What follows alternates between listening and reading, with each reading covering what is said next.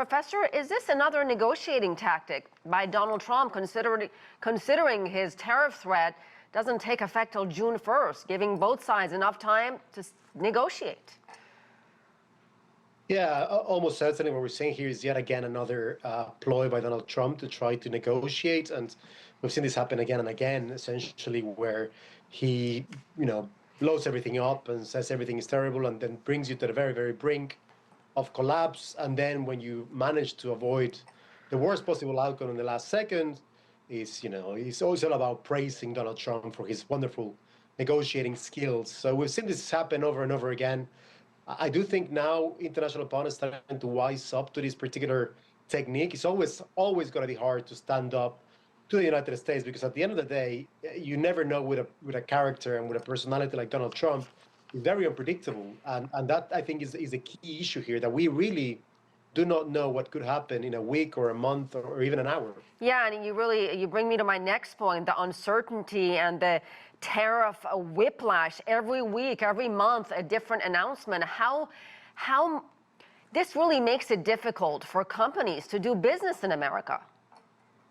Absolutely. And I think to some point, I don't speak for every business, of course, but I think many businesses and many countries around the world would prefer if Donald Trump just stick to one thing, either 20% tariffs, 25% tariffs, or 30% tariffs, whatever it is, or zero tariffs, whatever it is, stick to something already. So whatever it is, companies can plan ahead and can start planning for production and for whatever they need to do in order to recoup their investment. And if their investment is not there and they're not going to make any money, then they'll look for new markets.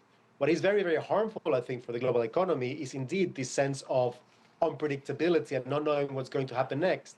Everybody knows that businesses like certainty more than anything else. Good news, bad news, but just stick to a particular path and let's see how we can move over that. And how do you think the EU is going to respond? Are they going to budge? I think it's very, very difficult. I think in the case of the EU, we're seeing something very particular, very peculiar, because it's not so much about tariffs. What we know the United States has been trying to do for years is overcome certain non-tariff barriers to trade, particularly in terms of regulation in agricultural products, for example. And there's a lot of regulation in the EU that doesn't allow for certain agricultural products from the US to be sold in the EU. So that really doesn't have anything to do with tariffs.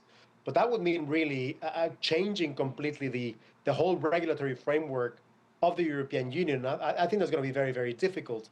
So I don't think the EU doesn't necessarily, it's not that they don't want to do it, it's that to a great extent they cannot do it because what the United States is asking is something very drastic and very difficult.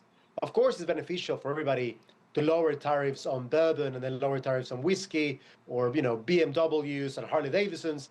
That makes absolute sense, but it's all the other producers that have political significance, particularly for products, that becomes very, very difficult. And of course, he's also going after Apple, threatening the company with the 25% import tariffs. How concerning is it when Donald Trump goes after specific private companies? I mean, is there a precedent for this? I don't think there is, or not that I can think of. And it's certainly very concerning because obviously, again, I'm sure Apple wouldn't mind, and if they could, they would make iPhones in the United States. But it's not easy, is it? It's not that easy. It's simply, you cannot do it in a matter of a month. Obviously, there has to be a huge change. It's not just about building a factory and that's it, let's start making iPhones. People make iPhones in China because China has the right skills and the right environment to produce that. You cannot just simply replicate it overnight somewhere else. And most importantly as well, at the end of the day, two things can happen. Either iPhones become a lot more expensive or the profits of the company are cut down massively, which of course cuts down the value of the shares and then has wider impact for the economy of the United States. So really there is a lose-lose situation here. And I think, again, it's a scaremongering tactic from Donald Trump, and he clearly wants some bit of good news story coming out of this. All right, Professor Pablo Calderon Martinez, thank you very much.